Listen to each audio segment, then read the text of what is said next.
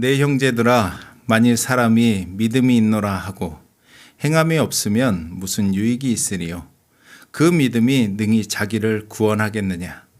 만일 형제나 자매가 헐벗고 일용할 양식이 없는데 너희 중에 누구든지 그에게 이르되 평안히 가라, 덥게 하라, 배부르게 하라 하며 그 몸에 쓸 것을 주지 아니하면 무슨 유익이 있으리요? 이와 같이 행함이 없는 믿음은 그 자체가 죽은 것이라. 어떤 사람은 말하기를 너는 믿음이 있고 나는 행함이 있으니 행함이 없는 내 믿음을 내게 보이라. 나는 행함으로 내 믿음을 내게 보이리라 하리라.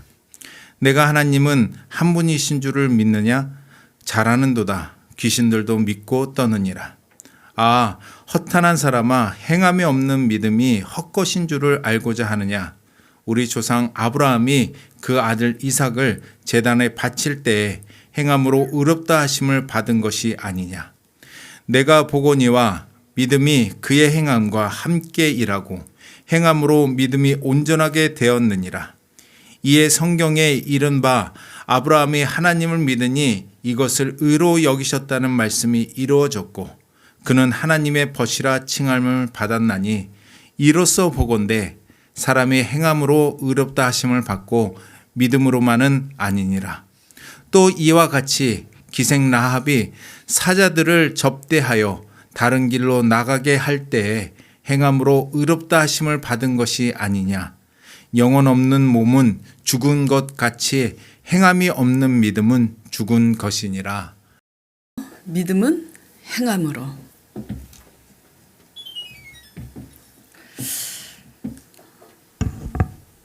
이 제목으로 이제 오늘 설교의 핵심을 말씀드리면 믿음은 행함으로 증명이 되어야 그것이 산 믿음이고 또 믿음은 행함으로 증명이 될 때 구원에 이르고 온전해진다라는 그런 말씀입니다.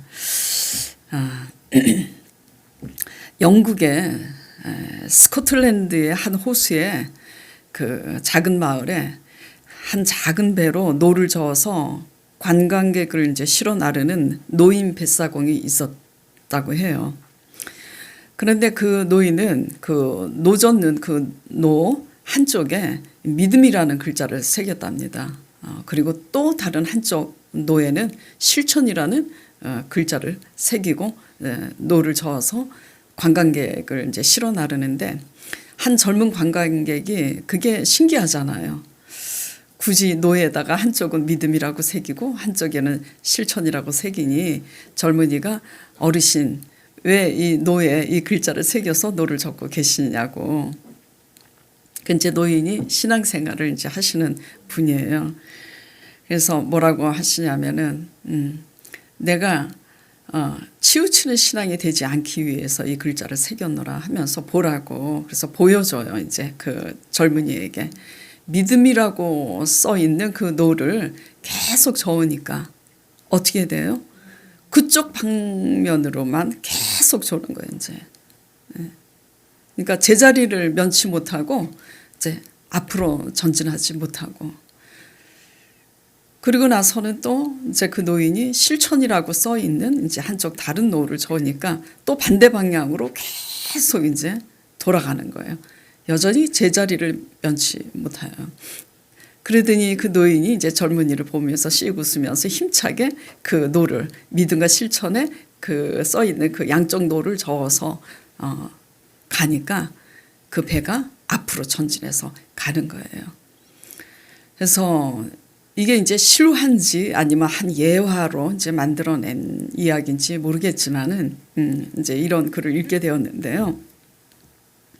여기에서 이제 일러주는 것은 믿음이 있노라 하면서도 행함이 없으면 수십 년을 믿어도 제자리에 신앙에서 성장할 수 없다라는 것과 또 믿음은 없는데 뭔가를 해 열심히. 믿음은 하나도 없으면서 뭔가 열심히 해.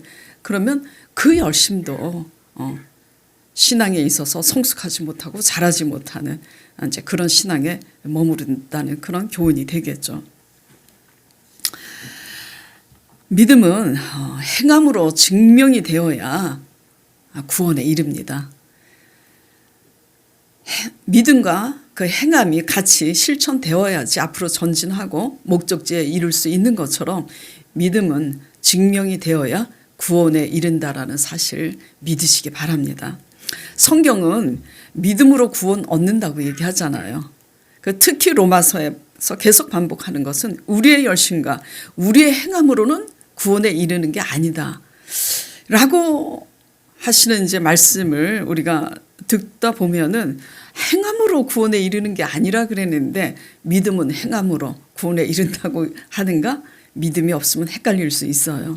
근데 이 뜻은 무슨 뜻이냐면 우리의 선행과 우리의 공로로 구원에 이른다는 게 아니에요. 우리가 아무리 힘쓰고 애쓴다고 해서, 그래서 제가 드리는 말씀이 순서의 문제라고 했잖아요. 받은 은혜가 감사해서 은혜에 합당한 선행을 해야 되는 거지. 우리가 주체가 돼서 우리가 어떤 선을 행한다고 구원에 이르는 게 아니라고. 우리는 피조물이기 때문에 인간은 스스로 구원할 수 없는 존재입니다. 오직 우리의 죄와 허물을 위하여 십자가에 우리의 죄를 대속하신 예수 그리스도의 은혜로 구원을 얻는 존재지.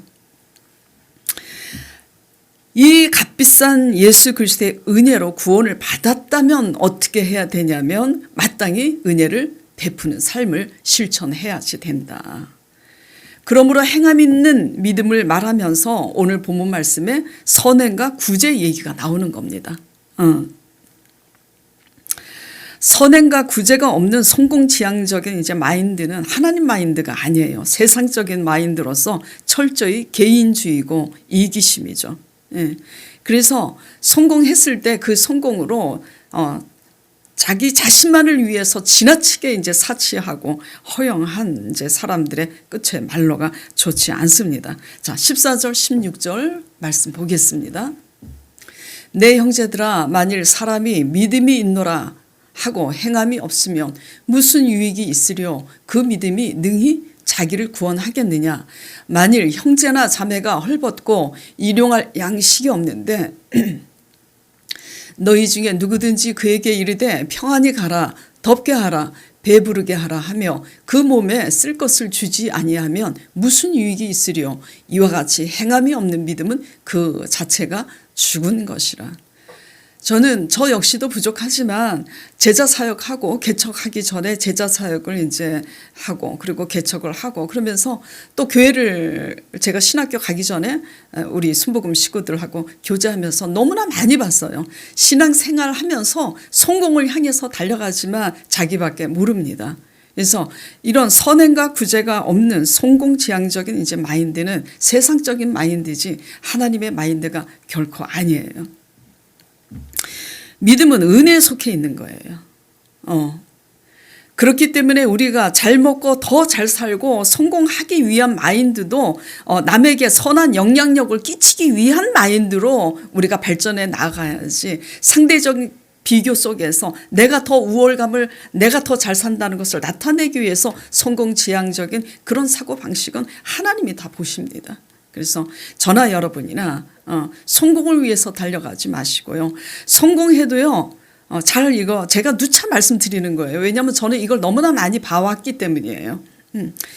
아무리 IQ가 똑똑하고요, 돈 버는 수완이 있어도요, 성공을 해도 생각이 잘하지 않으면, 생각이 세상 사람들하고 마인드가 다르고 생각이 성숙하지 않고 생각이 잘하지 않는 성공은 하루아침에 무너져도 속수무책입니다. 그래서 뭐를 배워야 되냐면 생각을 키워야지 돼요. 생각이 성숙해야 되고 생각이 달라야지 됩니다. 뭐와 다르냐면 안 믿는 사람들과 달라야지 돼요. 근데 아무리 똑똑해도 안 믿는 사람과 세상 사람들과 사고방식이 마인드가 똑같다면 하나님이 결코 당신의 백성을 구원시키기 위해서 내버려 두지 않습니다. 그래서 성공보다 더 중요한 것은 하나님 앞에 하나님의 진리의 말씀 안에서 우리의 생각이 달라지는 사람이 되어야 된다. 그게 곧 성공인 줄 믿으시기 바랍니다. 성공은 하나님이 주셔야지 되는 거예요. 그래서 믿음은 은혜에 속한 거예요. 우리 의로 구원받는 게 아니라 하나님의 은혜로 말미암아 예수 그리스도께서 우리의 죄를 대속하신 그 십자가의 은혜로 말미암아 하나님께 나아갈 담력을 얻은 거잖아요. 그러니까 하나님의 의로 나아가는 거지 우리의 의로 나아가는 게 아니에요. 그렇기 때문에 믿음은 은혜에 속해 있고 그렇기 때문에 은혜에 속해 있으니까 우리가 은혜를 마땅히 베풀어야 한다라는 거죠. 그렇기 때문에 행함이 없는 믿음은 그저 교리에 불과합니다. 그저 교리에 불과해요. 공식에 불과해요. 예수 믿으면 구원받는다. 구원받습니까? 예수 믿으면 무조건 구원받습니까? 그러면 왜 이런 말씀들이 있죠? 너희가 주여 주여 하는 자마다 다 천국에 올 자라가 아니라고. 네.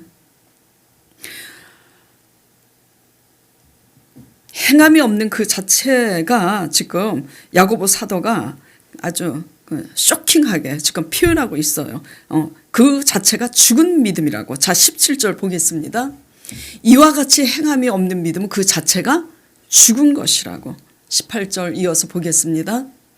어떤 사람은 말하기를 너는 믿음이 있고 나는 행함이 있으니 행함이 없는 내 믿음을 내게 보이라. 나는 행함으로 내 믿음을 너에게 보이리라 하리라.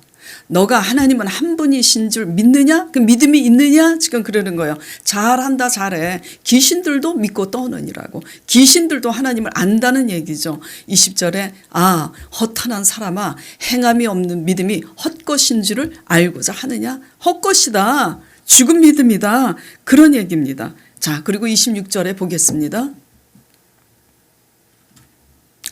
영혼 없는 몸이 죽은 것 같이 행함이 없는 믿음은 죽은 것이라고 또 한 번 말씀하고 있는 거예요. 우리가 호흡이 딱 끊어지면 영혼이 나가는 겁니다.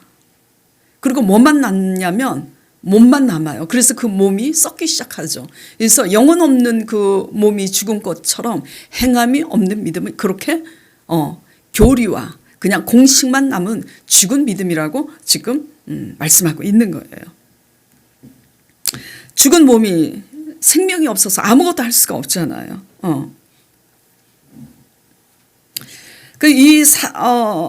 지금 야고보 사도가 계속해서 이 행함 없는 믿음에 대해서 이렇게 질책하면서 성도들에게 도전장을 내미는 것은 무엇이냐면 우리의 신앙이 구원을 보장해 줄 수 있느냐라는 이 문제를 지금 던지고 있는 겁니다. 과연 너희 신앙이 너희가 예수 믿으면서 구원 얻었다. 그래서 교리에 전도할 때 왜 이러잖아요. 당신은 교회 다녀야 믿어요. 그럼 믿는다면 당신 구원받는 걸 믿습니까? 막 이렇게 다가가잖아요. 예. 그런 어떤 교리와 공식으로 되는 게 아니에요.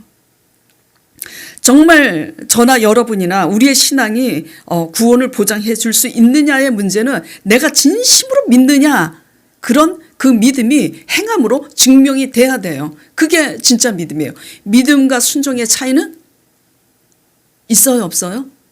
믿음과 순종의 차이는 리꼬르입니다. 제가 신학교에 갔을 때 이제 제 자랑 같지만 제가 부반장이었어요. 이래봬도 무식해도. 그래서 이제 부반장이어서 이제 이 학우들을 이제 이렇게 섬기면서 리더해 가고 있었는데 이제 한 분이 굉장히 이제 어떤 사건이 있었어요. 기도를 좀 해달라고 저한테 요청을 하더라고요. 그래서 이제 기도해야 한다고 그 산에 가서 기도 훈련 시킨다고 산에 가서 이제 밤에 기도를 하고 신학생들이 그렇게 했었는데 갑자기 성령님이 그분에게 다가가서 이렇게 물어보라고 그러더라고요. 믿음과 순종의 차이는 뭐냐고 그녀에게 물어보라고.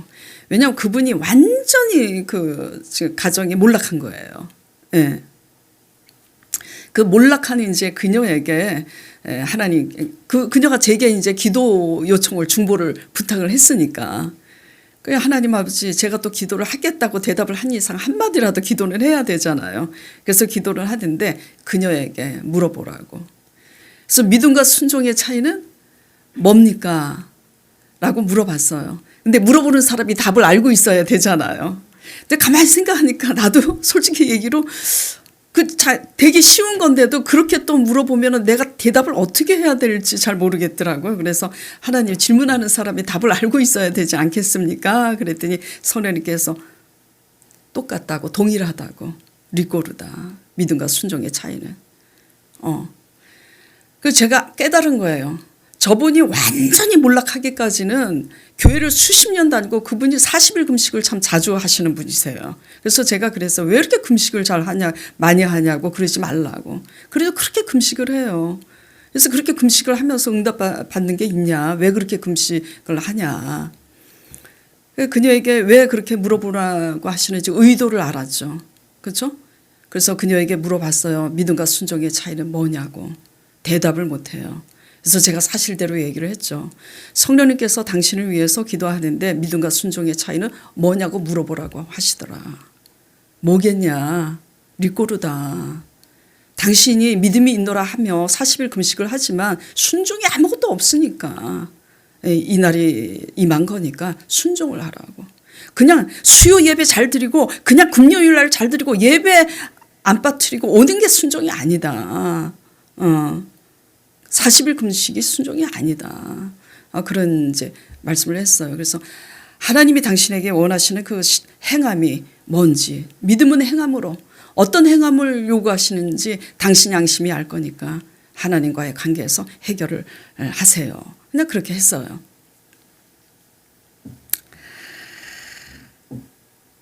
저와 여러분의 믿음이 능히 구원을 보장해 줄 수 있는 믿음인지 돌아보기 위해서는 우리가 얼마나 순종하고 있는지 돌아봐야 됩니다. 내가 하고 싶은 거 하고 내가 하고 싶지 않은 건 안 하고 그건 순종이 아니에요. 예. 믿음은 행함으로 증명되어야 하기 때문에 오늘 선행과 구제 이야기가 나와요. 그리고 아브라함 얘기가 나오고 기생 라합 이야기가 나오는데요. 사실 이게요 다 하나입니다. 이 무슨 말이냐면 믿음은 믿음대로 하나로 연결돼서 삶이 그렇게 연결이 돼서 온 삶을 그렇게 살게 돼 있어요. 아브라함처럼 가게 돼 있고 기생 라합처럼 믿게 돼 있고 작지만 작든지 크든지 사람마다 차이가 있을 뿐이지 선행과 구제를 반드시 실천을 합니다. 믿음이 있는 사람은. 근데 불신앙은 또 불신앙대로 이것도 아브라함처럼 가지도 않고 기생 라합처럼 믿지도 않고 기생보다도 못하죠. 왜 기생 라합을 들먹이고 있는 걸까요? 야고보 사도가. 예. 서기관과 바리새인들과 수많은 유대인들이 의사요, 변호사요, 그럴싸한 사람들이 많죠. 근데 기생을 그들이 어떻게 했어요? 업신여겼잖아요. 근데 기생 라합은 온 가족을 구원시킵니다. 예. 하나님은요, 가난한 사람들을 위해서 성경에 남겨두실 것을 명하고 계십니다. 그래서 하나님은 하나님의 것을 11조를 도적질 하지 말라 그래요. 모든 것이 하나님께로부터 왔기 때문에 반드시 11조를 내라고 명하고 계세요. 이번 새해 제가 11조 저는 개척해서 이때까지 헌금을 강요한 적이 한 번도 없어요. 여러분들이 알고 계시겠지만. 근데 문제가 뭐냐면 헌금을 강조하고 강요하기보다는 계속 믿음과 실천을 강요하다 보니까 좀 문제가 있어요. 그래서 새해에 제가 기본이 되어야 된다 이런 얘기를 했는데 11조와 주일 성수는 기본입니다. 그걸 아셔야지 돼요.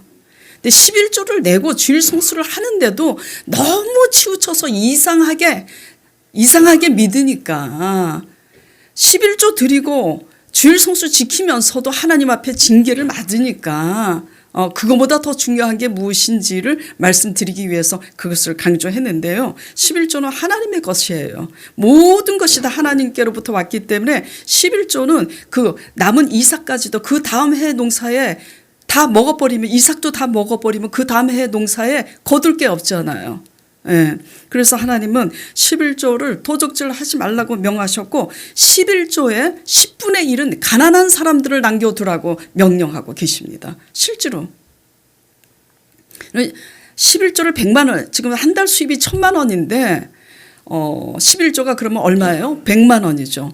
100만 원의 10분의 1을 또 가난한 자들을 위해서 남겨두라 그러면 얼마입니까? 10만 원인 거예요. 예. 그 실제로 저는 그 10의 1조에 또 10의 1을 남겨둡니다. 가난한 자들을 위해서. 그리고 그 농사 짓는 사람들에게 하나님께서 또 이것을 명령을 하세요. 무엇을 명령을 하시냐면은 곡식 이렇게 추수 때 밀 이삭을 거둘 때 다 거두지 말라고. 떨어진 이삭은 절대 줍지 말라고. 왜 그렇죠? 가난한 사람들이 와서 주워갈 수 있도록. 근데 욕심이 생겨가지고 그 떨어진 이삭까지 다 싸그리 주워가면은 안 된다 이거죠. 왜냐하면 가난한 사람들이 주워서 먹으려고 왔는데 먹을 게 없으면 어떻게 해요? 밀 이삭을 훔치게 되잖아. 그 보아스가 어떻게 합니까? 보아스가 모압 여인 룻이 나오미의 며느리라는 걸 알고, 그리고 얼마나 아침부터 저녁 해질 때까지 잠깐 점심 먹고 쉴 때 말고는 그렇게 자기뿐만 아니라 자기 그 늙은 시어머니를 위해서도 이삭을 줍는 걸 알고 어떻게 해요? 보아스가 몰래 그 일하는 소년들에게, 하인들에게 뭘 지시하냐면 밀 이삭을 일부러 자꾸 떨어뜨리라고. 몰래 그 룻 없을 때 몰래 떨어뜨려 놓으라고. 그러면은 룻이 많이 주워갈 수 있잖아요. 그리고 이제 룻은 또 어떻게 합니까? 그래서 룻이 이삭을 줍는데 적당하게 줍는 게 아니에요. 잘 들으셔야 됩니다, 이거. 예, 적당하게 줍는 게 아니라 그냥 어느 정도 줍고 가는 게 아니라 아침 일찍 와서, 기록이 돼서 읽어봤잖아요. 지지난주인가? 아침 일찍이 와서 줍고 점심 잠깐 먹고 숨 돌리는 그 시간만 빼고는 해질 때까지 종일 저렇게 줍고 있다고 소년들이 얘기하잖아요. 누구 때문에 그렇게 줍는 거죠? 늙은 시어머니. 틀림없이, 그리고 성경에 기록은 안 돼 있지만 그 또 주위에 자기네처럼 가난한 이웃을 위해서 그 룻은 그렇게 또 주었을 거예요. 그래서 이런 그 룻을 보아스가 눈여겨보고 관심을 가지고 와서 음식을 먹으라고. 그래서 맛있는 음식을 또 줍니다. 그 음식을 근데 먹고 배불리 먹고 그 모압 여인 룻이 그냥 돌아가냐고요. 남은 음식은 또 시어머니를 위해서 싸가지고 갔다고 기록이 돼 있어요. 근데 저는 그렇게 믿습니다. 다 배불리 먹을 대로 먹고 남은 거 싸드는 게 아니라 틀림없이 적당하게 먹고 일부러 남겼을 거예요. 시어머니를 위해서. 뭐 며느리들 시어머니 잘못이라고 지금 하는 얘기가 아니라 잘 들으세요. 이게 무슨 얘기냐면 믿음은 행함으로. 그러니까 우리의 마인드가 어떤 마인드냐면, 이 사람들이, 죄송해요, 이게 정죄하는 게 아닙니다. 제가 제자 사역을 하면서, 그리고 신학교 다니고 여태까지 신앙생활 하면서 망한 사람들, 그리고 가난한 사람들이 하나님의 복을 받는 사람들의 특징, 그리고 계속해서 가난을 면치 못하는 사람들의 이 특징을 제가 봐왔기 때문이에요. 특징들이 있습니다. 이 나눔은요, 내가 복을 못 받아서 못 나누는 게 아니에요. 내가 잘 나갈 때 나의 그 오락을 위해서 흥청망청 잘못 살았기 때문에 가난해지는 것이고요. 그리고 어떻게 해요? 내가 복을 못 받아서 못 나누는 게 아니라 나눌 생각이 없어서 안 나누는 겁니다. 그러니까 무슨 얘기냐면 지금 이것밖에 남아있지 않아도요. 이것밖에 남아있지 않으면 보통 사람들의 사고방식이 어떤 사고방식이냐면 이것밖에 쓸 게 없으니까 절대 못 나눈다고 생각합니다. 그러니까 평생 그것을 면치 못하는 거예요. 내가 지금 가진 것이 없어서 완전히 몰락했어요. 남의 도움이 없이는 살 수 없어요. 그러면 그럴수록 배워야 되는 게 뭐냐면 콩 한 쪽이라도 나누는 걸 배워야 사는 줄 믿으시기 바랍니다. 보아스가 아니라 이 모압 여인 룻이 다 망했잖아요. 남편도 잃고 늙은 시어머니 따라 왔잖아요. 그래서 지금 남의 밭에 가서 이삭 줍고 살잖아요. 그런데 어떻게 됐어요? 그 여인, 모압 여인 룻이 부자가 됐잖아요. 보아스와 결혼해서. 우연히 보아스 밭에 이른 게 우연입니까? 그런 사람이었기 때문에 그렇게 어머니를 섬기는 그런 사람이었기 때문에 조건 없이 어머니의 하나님이 나의 하나님이 될 것이고 물려줄 것이 아무것도 없는 그 어머니의 하나님의 백성이 되고자 그렇게 어머니를 따라가면서 그렇게 섬기는 사람이었기 때문에 하나님께서 보아스를 만나게 하셔서 그렇게 부자가 되게 하신 줄 믿으시기 바랍니다. 예? 예. 그래서 우리가 얼마나 있느냐 얼마나 없느냐 그건 아무것도 문제가 되지 않아요. 있어도요 있어도 그냥 나 잘났다고 살면 하루아침에 몰락이고, 없어도 루처럼 그렇게 살면 하나님이 창대케 하시는 거예요. 항상 상황에 있는 게 아닙니다.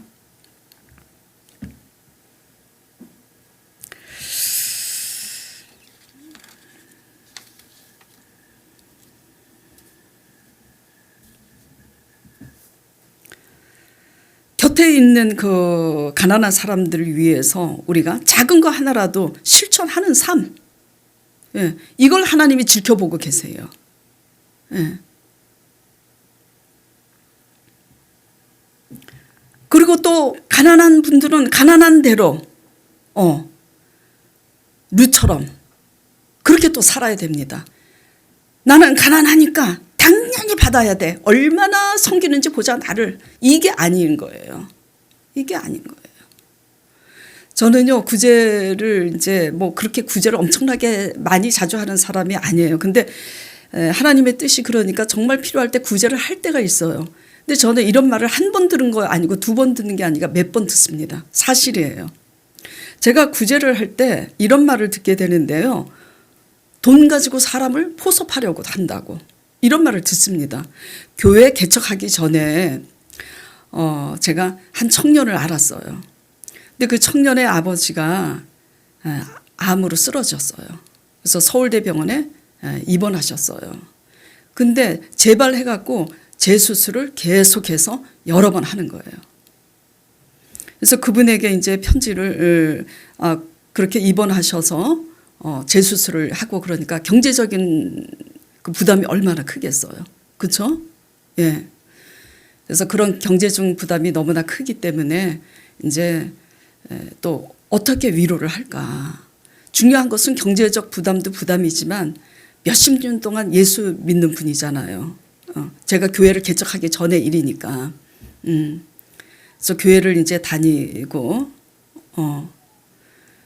그래서 이제 예수님을 믿는 이제 분들인데 이렇게 큰 환난을 당해서 계시니까 어떻게 믿는지 이제 상담도 이제 제가 받게 됐어요.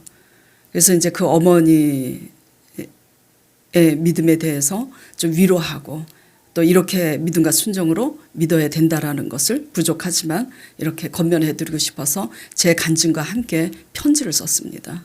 근데 편지를 썼을 때 이게 이런 게 있어요. 제가 암이 걸려보지 않은 사람이 암 걸린 사람한테 막 간증한다고 하나님 살아계신 것을 간증하면서 이렇게 위로한다고 그러면 진짜 암 걸린 사람들은 오히려 위로를 받지 못한다고 그래요. 왜? 당신이 암 걸려봤어? 그러지 않으니까 이렇게 위로하고 그러지 오히려 화가 난다고 그런 얘기를 들었어요. 그렇기 때문에 그런 이제 간증의 위로가 정말 좀 그들에게 도움이 됐으면 해서 이게 얼마 되지 않지만 그 돈과 함께 그렇게 편지를 그 어머니에게 전달을 했어요. 근데 이제 중요한 것은 어떤 이제 반응이 돌아오냐. 하나님의 복음의 말씀을 듣고 은혜를 받는 그런 반응보다는 돈 가지고 사람을 포섭한다. 그런 이제 얘기를 듣게 됐어요. 그러면 제가 드리고 싶은 말씀은 돈 가지고 제가 교회도 세우지 않았는데 혹시 교회를 세우면 당신 아들을 이 교회로 내 개척교회로 끌어들이기 위해서 포섭하는 건가? 라는 마음으로 받았다면 제가 같이 보낸 돈도 받지 말았어야지 되잖아요. 제가 무슨 얘기를 하고자 이 말씀을 드리냐면요. 우리의 사고방식이 교회를 다니면서도 바뀌지 않으면요. 예, 하나님께 복을 받지 못합니다. 예, 그런 얘기를 하는 거예요.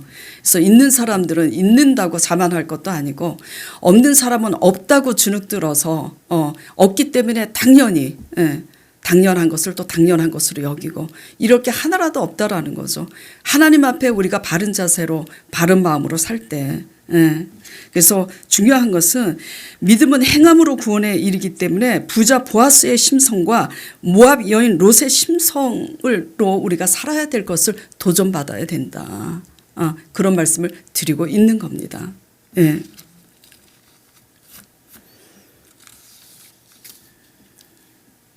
그래서 벼랑 끝에서 이제 일어나지 못하는 것은 상황이 문제가 아니라는 거예요. 예. 우리의 심성이 죽어 있는 심성인지 아닌지 돌아보시길 바랍니다. 자, 아브라함이 오늘 말씀에 아브라함 얘기가 나오죠.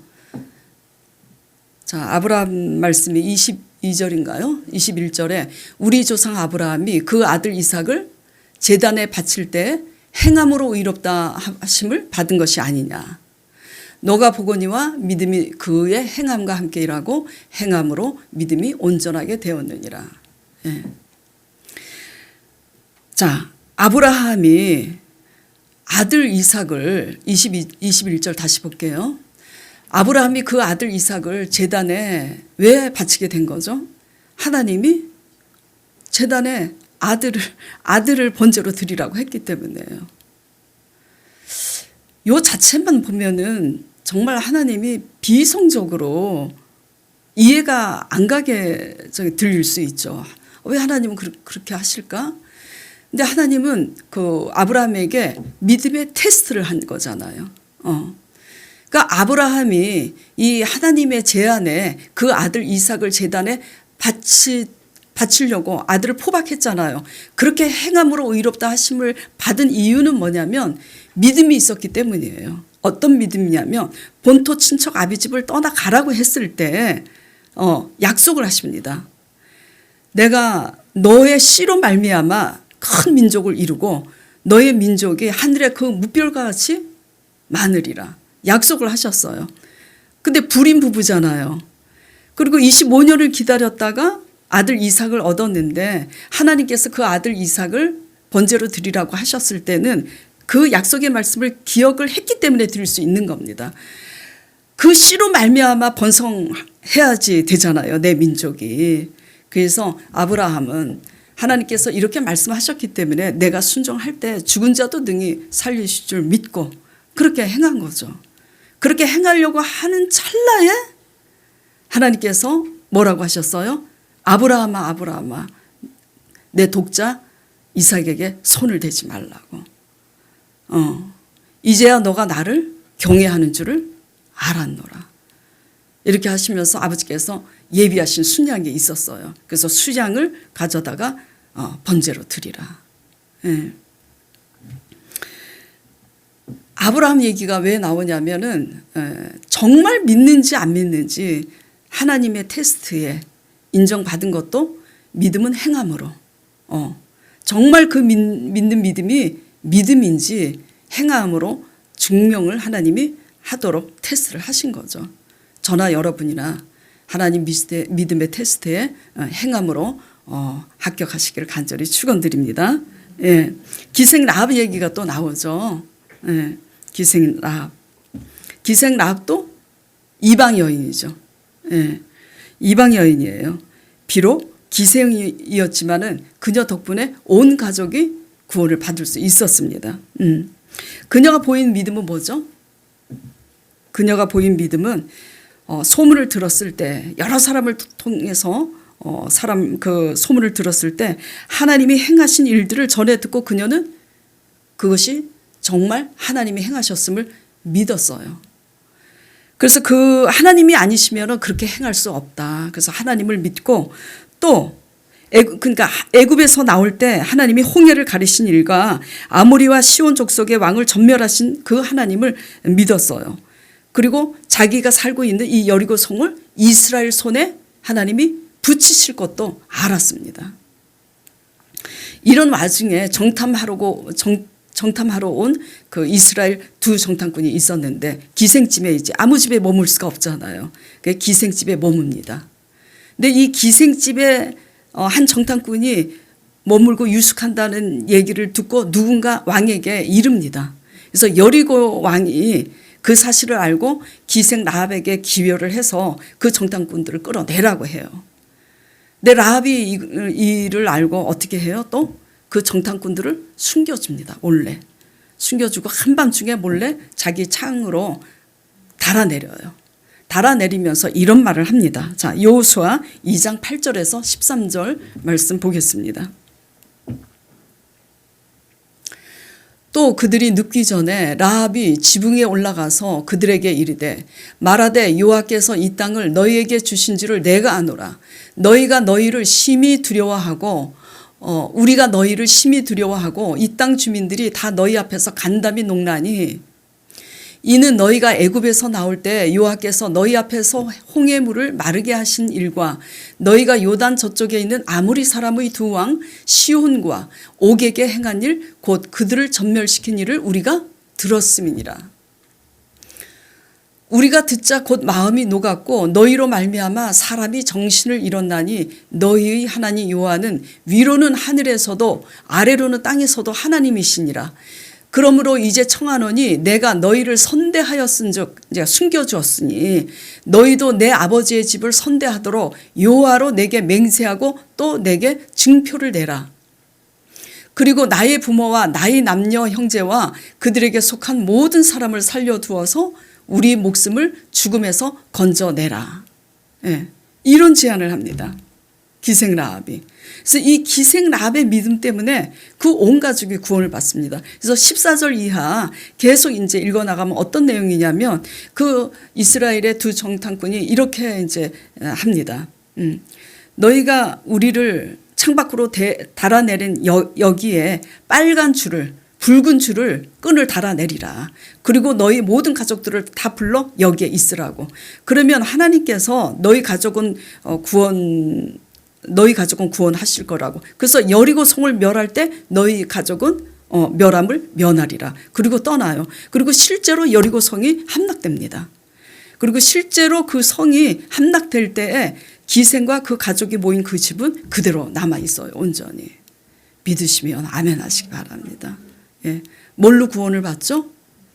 행함으로. 예. 믿음은 행함으로 구원받으시는 줄 믿으시기 바랍니다. 자, 또 그러면 이제 실제로 이게 우리 삶 속에 이것이 이제 그럼 우리는 각자 어떻게 믿음으로 행해야 되는가라는 문제잖아요. 그렇죠? 뭔가 행해야 됩니다. 내가 정말 그것을 믿고 있다면 그리고 어떤 문제에 있어서 어떤 고난의 문제에 있어서 내가 기도 제목을 가지고 기도하고 있는데 하나님의 약속의 말씀을 내가 정말 믿고 있다면 그 믿음에 합당한 고백이 있어야 되고 또 결단이 있고 행함이 있을 때 하나님께서 그 행함으로 말미암아 이제야 너가 나를 경외하는 줄 알겠느라. 기생 라합의 그 행함을 보고 그 온 가족을 구원한 것처럼 우리를 그 환난 가운데 구원하실 줄 믿습니다. 개척 전에 이런 일이 있었어요.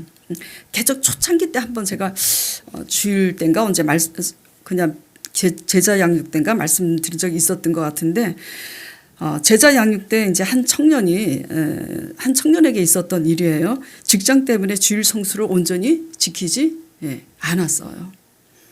제가 그랬어요. 카센터 정비공이었는데 강화문 청와대 근처에 이제 카센터 대리점의 정비공이었어요. 월급장이었죠. 그러다 보니까 주일날은 날마다 그 사장이 나오라고. 그러니까 사장이 나오라고 하니까 나갈 수밖에 없잖아요. 그렇죠? 그래서 제가 그랬어요. 주일 성수를 지키라고. 10계명 중에 이 계명이 하나님과의 관계에서 우상 숭배하고 10계명이 이렇게 중요한데 주일 성수를 지키라고. 그러니까 할 말이 많잖아요.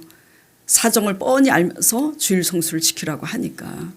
그래서 2차 저차 해서 주일날마다 사장이 저보고 근무하러 나오라 그랬는데 어떻게 안 나갈 수가 있겠냐고.